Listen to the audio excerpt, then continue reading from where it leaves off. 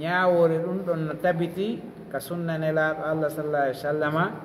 ka hada al hadith wan o hadisi arayɗo ɗo wa bi ijma'il ulama e fottangol karamo ɓen kadi tinniɓe ɓen wa bil qiyas sahih no ƴetta kadi e qiyasu selluɗo mo tawatana lundiɗo fa inna al hajata da'iyatun ilayha fi hen ɗum haaju on no noddi e waɗgol ɗum haaju jama on no noddi e ɗum waɗe qala ba'duhum karamo koɓe goo maaki hiya min bay'i dayni biddayni ɗum no jeeya e yeytugol ñamande e ñamande ɓe gandi ɗum ɗon kañum harayno aña wa jaza fiha ta'khirul qabdi min babi rukhsa no dagi e ɗum ɗon nennugol hettugol ñamande yani tamugol nde e dambugal newnede on fatakunu ala khilafil qiyas haray ɗum ɗon no wopodiri e ko peese sellude ɗen wiiɓe ɗum ɗon no haɗa ɓen ko ɗum ɓen no wii wasahihu kono ko selli kon khilafu zalika koko lundi ɗum ɗon wa annaha min jinsi ifa idde haqqi ɗum ko jeeya ɗum e façon yoɓugol ñamande walida ko ɗum waɗi amara bi annabi sallallahu alaihi wasallam nulaaɗo Allah yamiri ɗum ma'aril wafa'i e arnugol yoɓugol wa ada'i dayni e tottugol ñamande amma fa'ida nafoore ko woni e muɗum kon fa tashilul muamalati bayna nnasi ko newingol huwodire ɗen hakkude yimɓe ɓen la siyama ida kana al gharimu fi balad katara noon si tawi woni ɗen ñawliɗo on no e leydi wal muhalu alayhi yiilaaɗo e mum on yo yoɓan oya fi baladin akhara mo e leydi goɗɗo no Amérique o nodda ɗo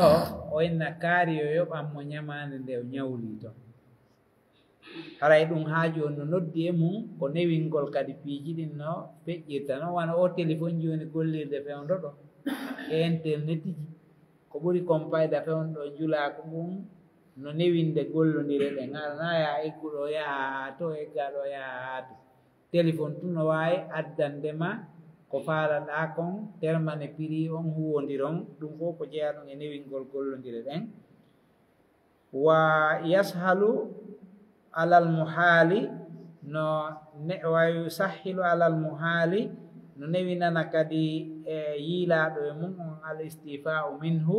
hettugol ñamande e juuɗe on mo yiilaaɗo yo yoɓu e juuɗe mum wa ida haala al madinu garimahu si tawi woni ñawliiɗo yiili ñawliiɗo mo on ala man la dayna lahu alayhi on mo ñamande fawakimo e hoore mum fowa tawkilum ɗum ɗon ko wakkilgol mo yo yoɓanmo fil istikradi wal istifa'i ka ñawlagol e ka yoɓugol walaysa min al hawala haray ɗum ɗo ɗen jeyaka e hawala haɗa ɗon walaysa lahu ahkamuha jeyaka e ñawoje muɗum wa misluhu sifa mum ihalatu man la dayna lahu alayhi ala man alayhi lahu dayn wo sifa muɗum ko yiilugol e on mo tawata ñamande alana ɗum e hoore mum e hoore on mo ñamande woni e mu e hoore makko wonandemo walaysa bi hawala wa innama hiya tawkil si tawi ko ɗum ɗon ko on façon ɗon harayna hawala wiyete tawkilu ko halfingol goɗɗo yo gollane goɗɗum yo yoɓanema ko nandi e mum fil kabdi ka tamugol minal madini itta e juuɗe ñawliɗo on joni yahu kaari yoɓanmi jonni ɗum ko tawkilu wiyete amma yoɓanan kaari ko ɗum wiyete hawala tahrimul mumatala fi qada'i dayn haray adresi darsu on ɗo ɗen ko harmingol juutingol yoɓugol ñamande hara woti no mari fiiri mum wa tahrimu mutalabatil mu'siri e harmingol kadi ɗaɓɓirgol sattiraɗo wa masru'iyatul hawala e sar'inede yiilugol eggina alhadisu sadis wa sabuna ba'da al-mi'tin o wi an abi hurairata radiyallahu anhu anna rasulallahi sallallahu alaihi wasallam qala matlul ghani zulmun wa idza utbi'a ahadukum ala mali'in falyatba. Tuttinama e morde Abi Hurairah radhiyallahu anhu o maaki nulaaɗo Allah sallallahu alaihi wasallam maaki juutingol galo gay yoɓugol ngol aray mo mari o salo yoɓude mo ñawli o neeɓina o yanga oya o tampinamo on ara ƴanta ha ronka haray mo mari o sali sustu yoɓude o ittagol mo mone ɗum ɗon wo ko tooñe. Kono si tawi goɗɗo jokkintinama e hoore alɗuɗo yo on yoɓanmo yo jokku on ɗon yoɓanamo. O wi matlul ghani aslul matli lasli juulnigol ngol almaddu ko fontugol pooɗa. Taqulu hiɗa wi'a joni mataltul hadida mi fonti njandi ndin umtilu ha miɗo fontude ndi ida madatta ha si a fontindi lita tuula fiyo ndi juutu. Ay a njandi no ƴette ɗo ukki e yiite haray ndi raɓɓiɗi si ndi ukkama ka yiite ha ndi newike sa ƴetti marto a tappindi ndi juutay ndi iwa ka ndi raɓɓiɗino ɗon ko ɗum wiyete matlu kaluga. Wal muradu ko fanda ɗo ta'khiru mastahaqqa ada'uhu bi ghayri uzrin ko nennugol ko woti fodde e yoɓugol harana nganto. Wa matlu masdarun mudafun ilayhi fa'iluhu wa taqdiru matlul ghani gharimahu. O hoddira ɗo ko wiwgol ko juutinangol galo ñawliɗo makko mo ñawli zulmum ko tooña. Arayɗa mari feere yoɓugol ñawloɗa saloɗa yoɓude jommum juutina noon yoɓugol ngolaa oya haaɓa o tampa o soñjo arayɗa mari feere yoɓugol. Utbi'a bidammil hamza wa sukuni ta'i wi'e ut wa kasril ba'i wi'e bi mabniyan lil majhul ko mahi ɗum e ko majja bi mana o hiila si o yiilama mana mum utbi'a on ko bi mana o hiila so o yiilama yani. Mali bi taskini liya al mahmuza ko howgol ya o hamza ɗon wi'e mali. Fa amma ta'rifu lughatan andingol ko wiyete maliyu ka lugal arabiya fa huwa al ghaniyu ko ɗum wiyete galo al muqtadiru hattan ɗo alal wafa'i yuɓgol. Wa amma ta'rifu indal fuqaha andingol maliyu ka lugal ka yimɓe fuqaha en fa huwa al maliyu bi malihi ko heewuɗo sabu jawdi makko wa badanihi e ɓandu makko wa qawlihi e konngol makko. Yani si ɓe inni kaari ko mali ka lugal arabiya manamum ko heewuɗo o ɓeeɓa kono haray ko ɓe faandi e mum ko marɗo mon marɗo feere. Ɓe inna hada rajulu mali ko galo mana ko heewuɗo jawdi ma heewuɗo ɓandu ɗum wiyete mali.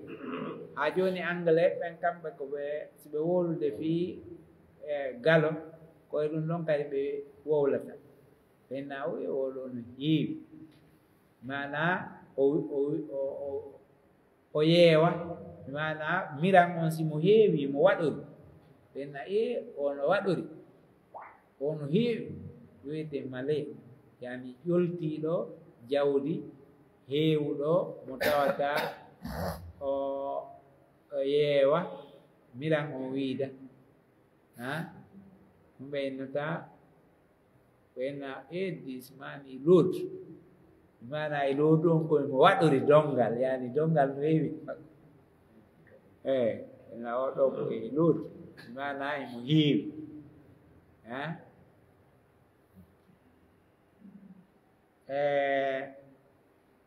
fawal male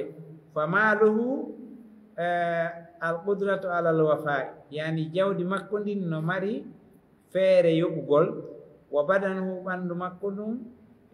imkanu ihdarihi bi majlisil hukmi yani no newi addugol mo ka ñawoore. Wa qawluhu alla yakuna mumatilan fiwata woni juutinowo nennowo. Falyatba bi fathi ta'i alya'i tahtiya wi'e yatba wa sukuni ta'i alfawqiya wi'e yatba on ɗon howe bi mana falyahdal yo jokku yo yutir ɓaawo on ɗon o yoɓa almana al ijmali o wi fi hada al hadis noye oɗo hadise assarifi adabum min adabi l muamalati l hasana needigo e neediji huwodiral moƴƴal fowa sallallah alayhi wa sallama nulaɗo allah mo jami kise woni e mum on yamurul madina emo yamira ñawliɗo bi husnil qada e yoɓirgol no moƴƴiri yani mo ñawlike yo yoɓir no moƴƴiri o taw ñawlo ha o heɓa ko yoɓete kon o salo yoɓude jommum fi ittagol mo mone e tampingol mo e lordugol mo tum yooti yoɓir no moƴƴiri kama yursidul garim wona o tindinirta noon kadi ñawliɗo ila husnil ictidayi e ƴantirgol no moƴƴiri ictida ko yoɓinkinagol yani yawgol inna yooti yoɓ yani ƴanto yo ƴantir no moƴƴiri yoɓo on yo yoɓir no moƴƴiri ƴanto on kadi wona yo aro o wirta ñawliɗo on o mooɓa yimɓe e hoore makko o waɗa seedeji o sonka o jama on fof mooɓo o andina oya mo ñawli fof anda wonde o no ñawli o wirto koyo ƴantir no moƴƴiri o enna jonni tan ko an kon walla mi hetta mi ma poɗi yoɓa hara koye hoore sutura haray kadi ñawliɗo on yo yoɓ so tawi dale on yoni yo yoɓ simo mari yo yoɓu taw tongan oya yoɓu gongol himo mari feere yoɓugol ko tampinam fa bayyana sallallah alayhi wa sallama nulaɗo allah ɓangini anna al garima ida talaba haqqahu ñawliɗo on ma ñawlaɗo on so ɗaɓɓiti hakke makko on e juuɗe ñawliɗo on aw fahima minhu talaba ma o faami wonde oyano faala hettude bi isaratin aw karina jopagol ma ɗum ko sindodiri e mum joni e misal innugol a dey mi mapori ko joganiɗami kon nani mi mapori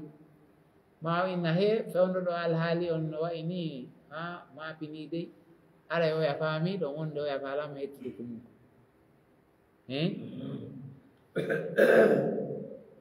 si tawi oya ƴanti hakke mum on ñawlaɗo on o ƴanti hakke makko on e juuɗe ñawliɗo on ma ñawliɗo on faami tun wonde oya faalama hettude fa inna ta'akhira haqqihi haray hande kadi nennugol hakke makko on indal ganiyi ka gala on alqadiri alal wafa'i wawɗo yoɓude zulmul lahu ko toñugol mo lil haylulati duna haqqihi bila udrin sabu sakkagol gay hakke makko on hara ganto ala wa hada zulmu ɗeɗo toñe no yazulu no iwa ida ahala al mudinul garima si tawi woni ɗe ñawliɗo on yiili yoɓeteɗo on ala mali'in e alɗuɗo yoɓanayɗo mo yashalu alayhi no newanomo akhda haqqihi hettugol hakke makko min e juuɗe on ɗon yani ñawliɗo on si o yiili ñawlaɗo on yo yahu ñawla e goɗɗo yoɓanamo hara on ɗon no mari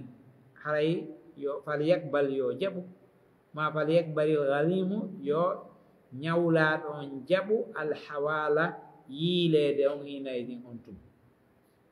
yawka koto an o yoɓanammi ma yaka singa o yoɓanammi ma yaka ɓiɗɗo an on ɗa o jonni ñamane nde si tawi on ɗon jonno no mari haray ɗum koye dambugal yoɓirgol no moƴƴiri o jonnitaymo ala o tampale o yangaki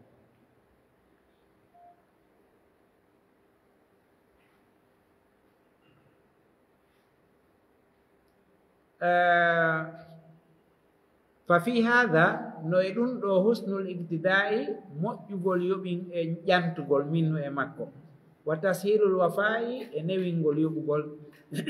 kama anna fihi no wano woniri noon no e ɗiɗo isaratu zulmi ittugol tooñe bima law baqiyat daynu bi dimmatil madin nokkuɗo tawno si tawi woni ñamande lutti e dande ñawliɗo on almumatili e juutinayɗo yoɓugol hara o yoɓaade so inni yaya hokka kaari o yoɓe ko ɗum ɗon ɓuri newade di kanko yo jon tawi ɗon hara ko aden derfuɗo ma aden ittuɗo yiini ma aden mo faalaka yoɓude haray ɗum ɗa newini ma yustafadu min al hadis o inni ala noon ɗum tahrimu matlil gani no ƴetta ɗo harminede juutingol galo gay yoɓugol mo ñawli fi lorrugol wa wujubi wafa'i dayni e waɗɗagol yoɓugol ñamande alladi alayhi li garimihi nden tawata nde no fawimo wonande ñawlaɗo makko garimi ko ñawlaɗo madini ko ñawliɗo woɓɓe no inna garimi ko ñawliɗo ƴanta sattinanayo yo ɓurta ha o mala kawi ko ɓen Allah yeɗi jaɓal ka jakka o daali wal garimina ko ñawlaɓe ƴanta alaka itta yoɓa ɓeyete garimina Allah no jonni ɓe geɓal ka jakka si goɗɗo ñawlike tawi o mara ka o itta o yoɓa tawi ko ñawli ko fi ko ñaama e fi dépense makko fi ko wallitora yo yoɓane ka jakka amma si ko ñawlori ko digi fi toñugol tun e jattugol on ɗon aray ko yo ƴante o yoɓa saniyan lafzul matli lafzu juuti ngolngol yuskiru no so'ina bi annahu la yahrumu alayhi ta'khir wonde harmanamo nennugol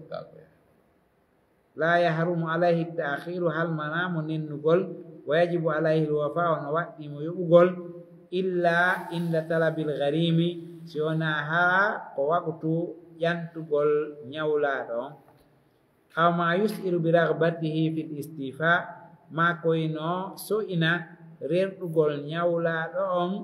e yoɓede ñamanden e juuɗe ñawliɗo on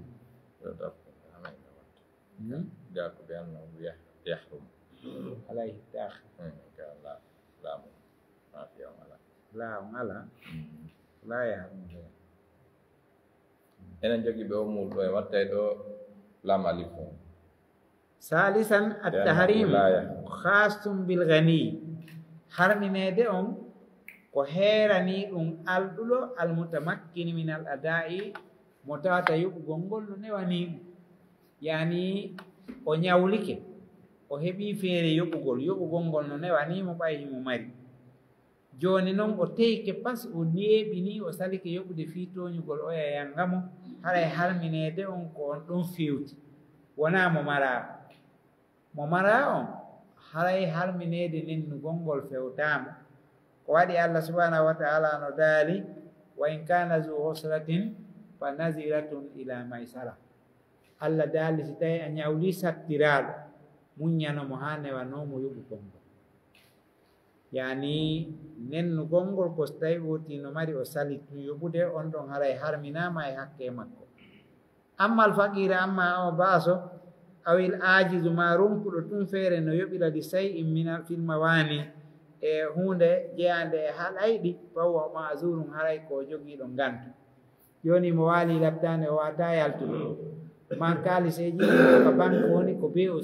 siñanayɗo mo ala o wata siñude sifa ɗin alaali fo aray no mari nganto rabi'an tahrimu mutalabatil mu'sir ko harminede kadi ɗaɓɓirgol sattiraɗo wo wujubi indarihi e waɗɗade nennangol mo ilal maysarati ha newo li anna tahrimal maddi saabu harminingol nennugol ngol wo wujubi lwafa e waɗɗagol yoɓugol ngol manutani bil ghaniyil qadiri ko yowaɗi e galo wawɗo yani harminede on e waɗɗagol yo oti yoɓu ɗum ɗon koye hoore galo wawɗo wi'a wona e hoore miskin on koye acca o heɓa feeri muɗum si tawi oti kan no mari feeri mum kono newanaki mo yoɓugol koye accu kadi ha newanmo ammal mu'sir sattiraɗo on wa yahrumu tadyiqu alayhi no harmi faaɗinangol mo liannahu ma'zurun sabu ko jogiiɗo ngantu wa mulahaqatuhu biddayni haram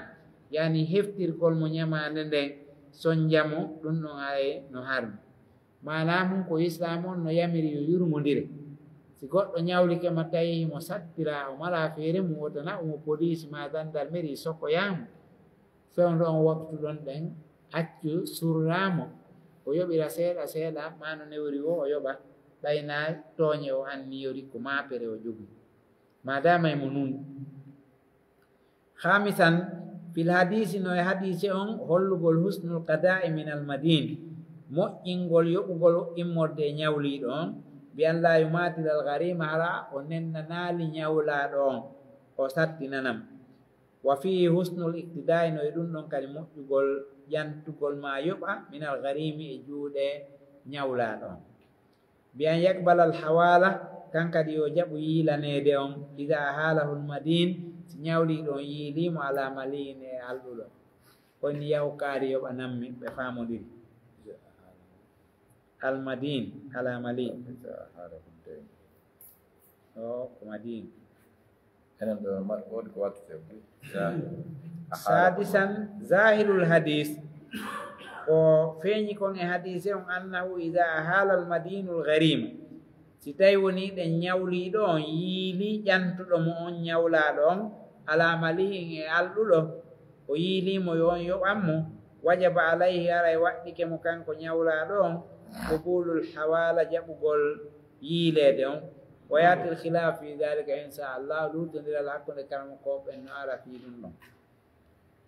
سابعا يوم مفهومه كفاما وحديث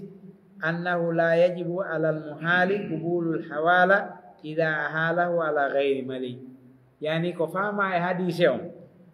كستوي لا دون o yiilama e hoore mo Allah haray waɗɗaki mo jaɓude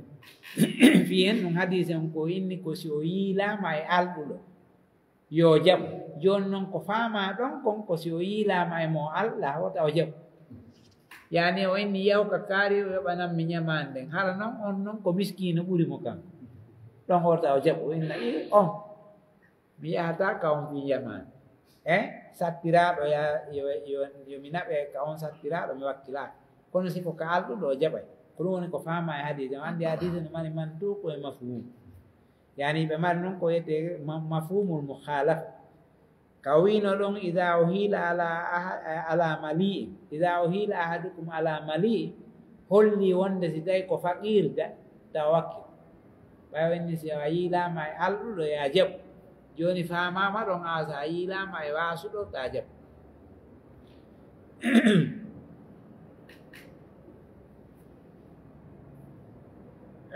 saminan fassara al ulama ul mali karmo ko ɓen firiri heewuɗo bimana alɗuɗo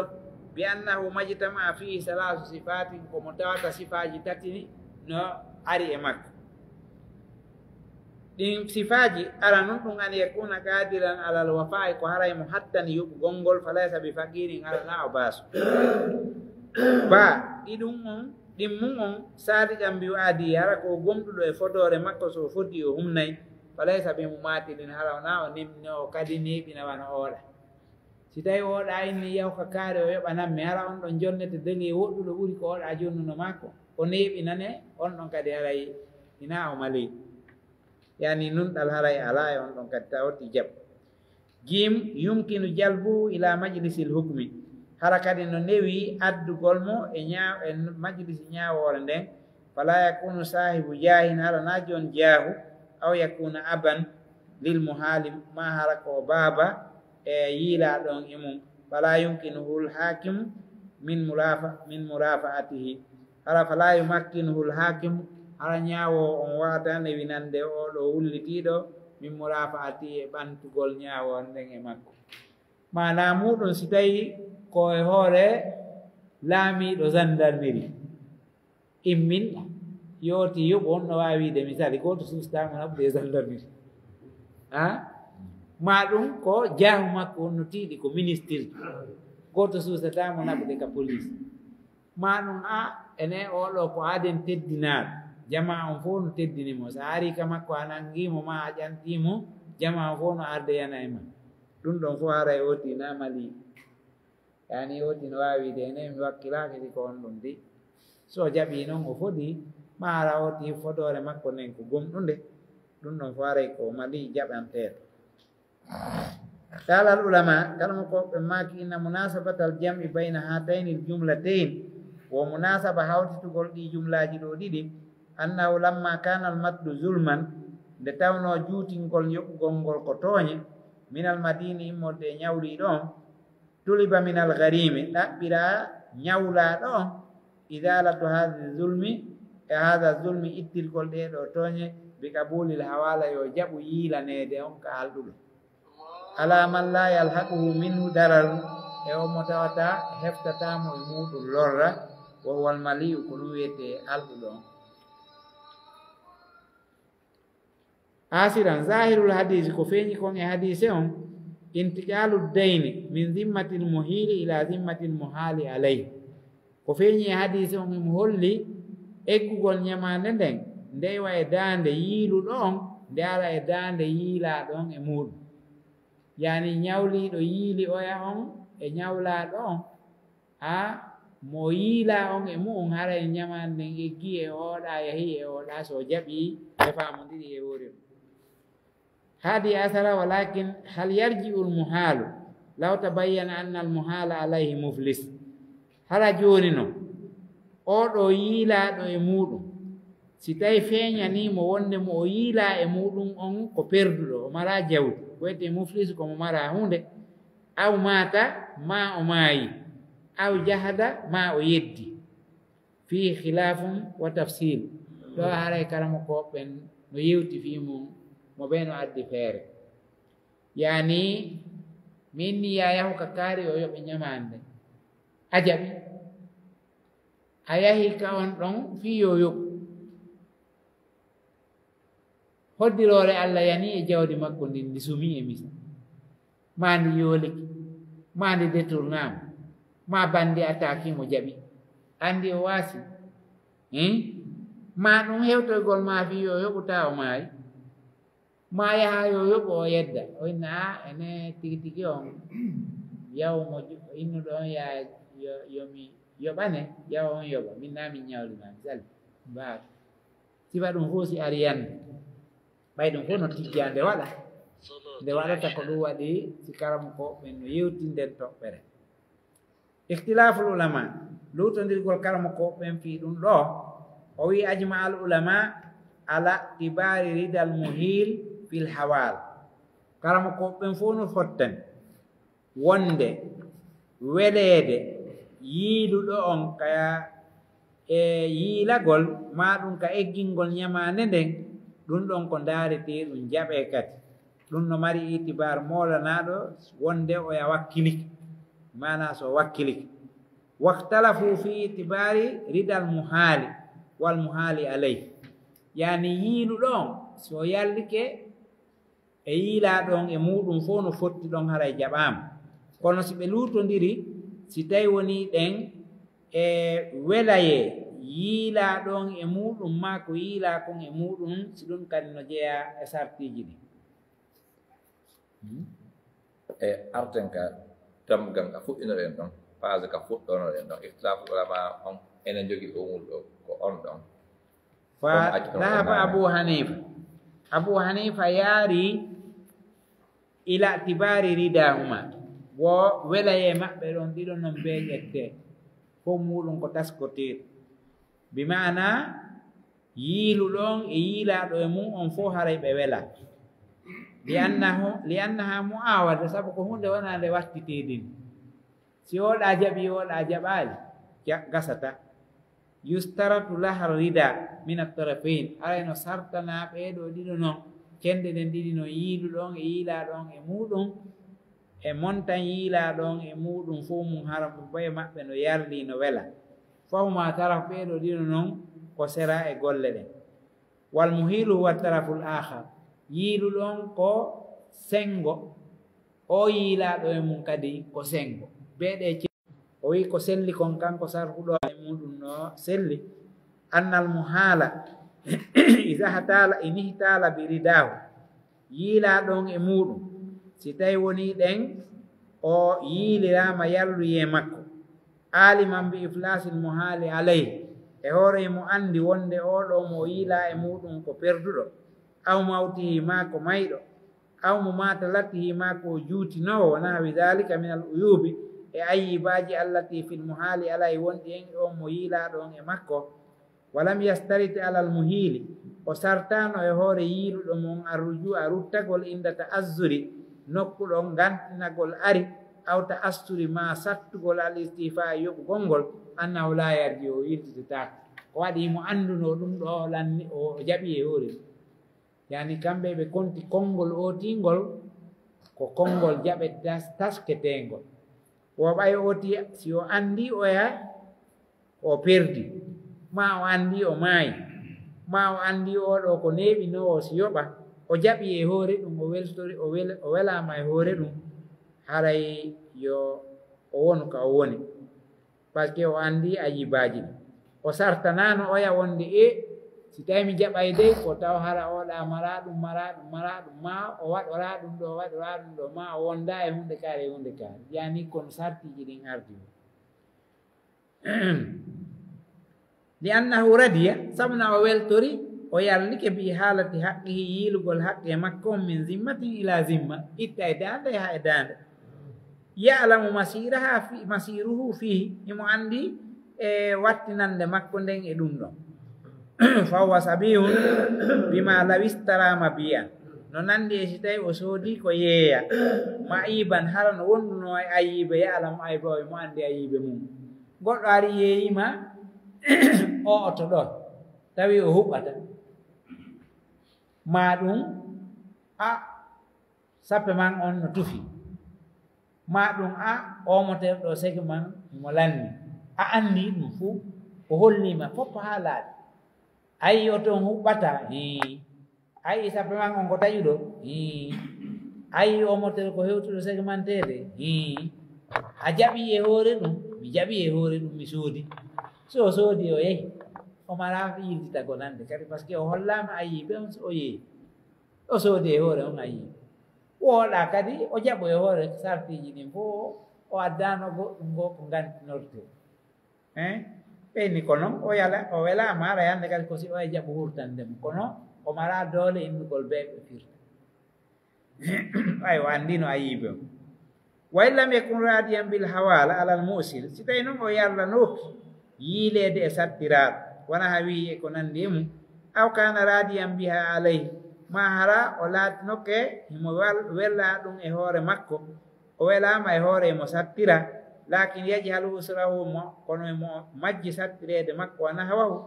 aw gurira fihi ma ɗum o hoda e muɗum falahu rujuu haray ɗon no wodani mo ruttagol inda ta'azzur istifa'i si tawi yoɓugol ngol no satti aw ta'assurihi ma o sattirama kanko joni si tawi no kanko hari o anda o yano sattira ma ɗum ene tigi tigi on o anda koye ɓe janfotomo woni haray ɗon emo wawi yiltitade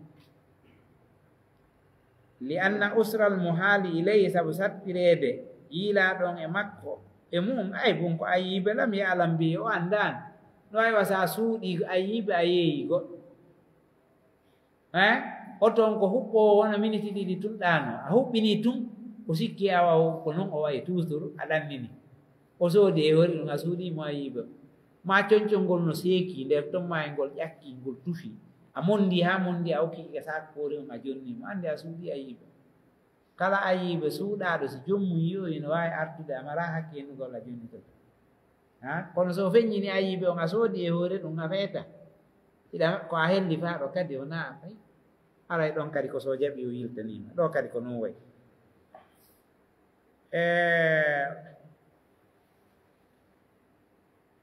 walam yarda bihi falahu rujuu haray no waɗa mo wirtitagol kamala anna lahu rujuu inda sarti no wawi wano woniri noon no wodanimo kadi ruttagol e sarti on li anna almuslimina inda surutihim sabuna julɓe ɓen fof ko yoore sarti maɓɓe on ɓe wonata wallahu alam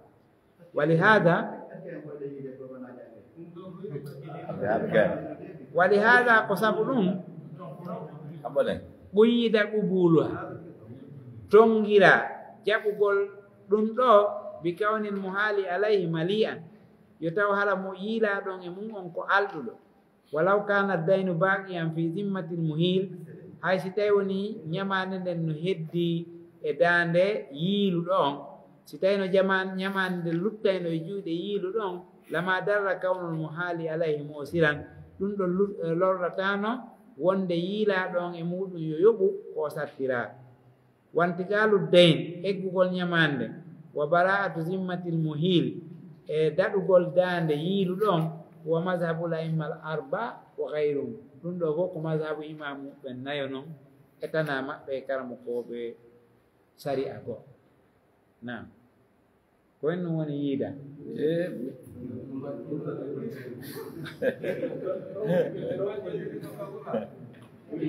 andi nuskaje ɗen no seedi nuskaje ɗen ara no seedi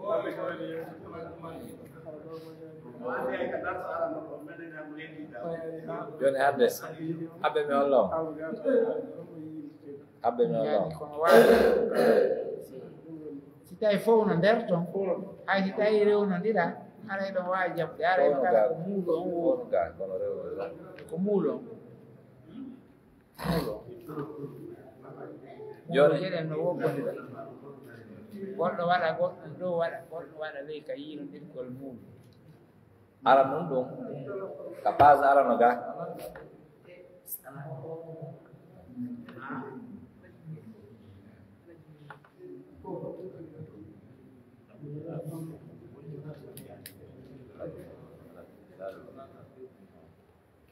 base arano ikhtilaful ulama men on ɗo ko oɗo diwnoɗen ɓay gasi to ikhtilaful ulama moɓe ƴetti ko oɗo artete kadi salamu aleykum alhamdulillah nana tan yeddaɓe no jokka meɗen naftito min rewtaki tan nam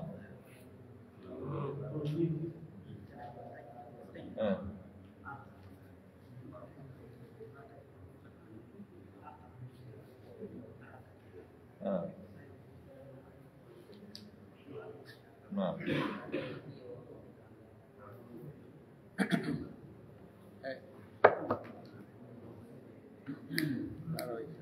nam oh agak sih